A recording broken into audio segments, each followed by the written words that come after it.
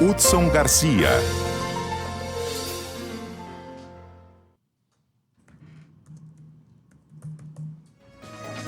Bom, já estamos aí com o nosso colunista na linha, Hudson Garcia. Bom dia.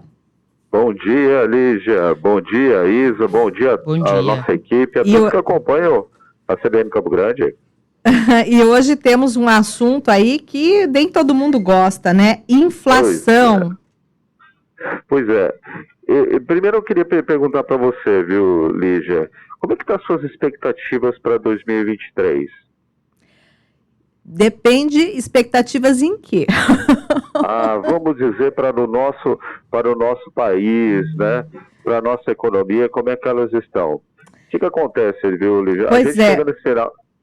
Pode falar. Não, ia comentar. Esse ano a gente teve aqui muitos eventos pela CBN em que a gente ouviu especialistas aí, inclusive o ex-presidente do Banco Central esteve aqui, né?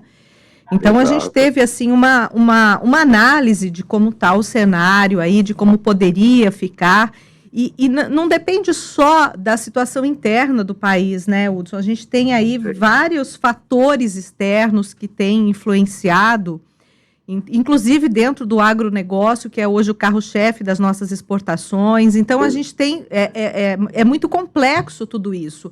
Mas a previsão é que, assim, nas análises, se o cenário continuar como está, as análises indicariam que a inflação continuaria assim, a gente continuaria com uma taxa de juros ainda um pouco alta nesse primeiro semestre e a situação começaria a melhorar a partir do segundo semestre do ano que vem. Isso pelas análises que a gente ouviu aqui, né? Pois é. Isso tende a realmente se concretizar.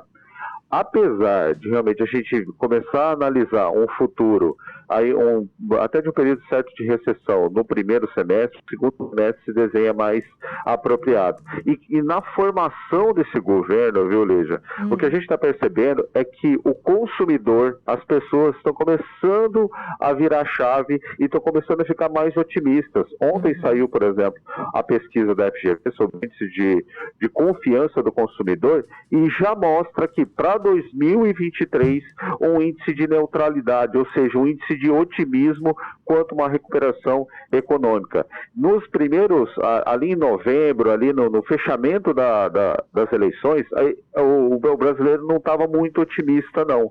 Ao contrário, até teve uma queda nessa questão da confiança. Mas a partir de dezembro, ele já começa a olhar realmente essa equipe que está sendo formada e os indicadores microeconômicos, os indicadores da nossa economia, e começam realmente a verificar a possibilidade aí de uma retomada do crescimento econômico com maior disponibilidade de emprego. E o governo federal, ele trouxe para 2023 duas propostas, que foi a construção civil, né, um aporte maior na construção civil e na questão da industrialização, que sugere automaticamente emprego de melhor valor agregado. Quanto à questão do índice inflacionário, realmente a gente ainda tem um indicador que fica acima da meta da inflação. Só que nós estamos vivendo hoje preços altos, né, de todos os itens. Você vai, por exemplo, no supermercado, o seu poder de compra acabou diminuindo bastante.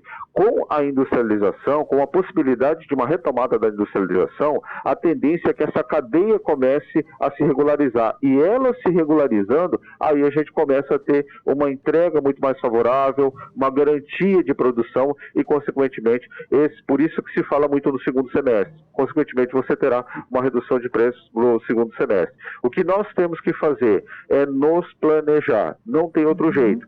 O cenário macro, o cenário internacional não é um cenário muito favorável, no sentido de você ainda ter um grande boom de commodities internacionais, como aconteceu lá em 2008. A China está começando a flexibilizar agora as medidas do Covid. Os Estados Unidos ainda têm realmente um problema sério de recessão econômica e a Europa ainda vive alguns dilemas na questão da economia. O que a gente vai ter que olhar é muito para o mercado interno, muito para o mercado nacional, uma recuperação do mercado nacional. E para isso, a gente tem os desafios. Esses desafios no segmento das pessoas, a gente está falando de endividados. Nós atingimos o maior índice de endividamento dos últimos, desde quando a pesquisa começou a ser realizada. E para isso, as pessoas vão ter que se programar, vai ter que existir algum programa que realmente faça com que essas pessoas diminuam esse endividamento. E do lado das empresas, é o olhar muito mais para a eficiência, o olhar muito mais realmente para você começar a entregar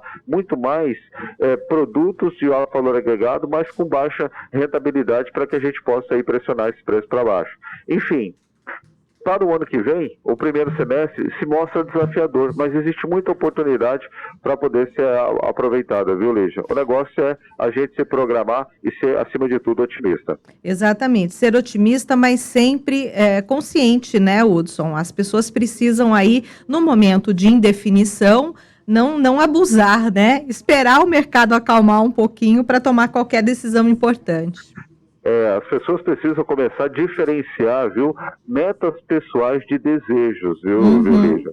Muitas pessoas acabam confundindo isso. Às vezes, como meta pessoal, ela quer ter um determinado produto, um carro novo, um carro zero, mas isso não é meta, isso é desejo. E o desejo pode ser alcançado, só que para isso você precisa traçar um planejamento e não necessariamente que seja de curto prazo, né? Exatamente. A velha pergunta, preciso mesmo disso?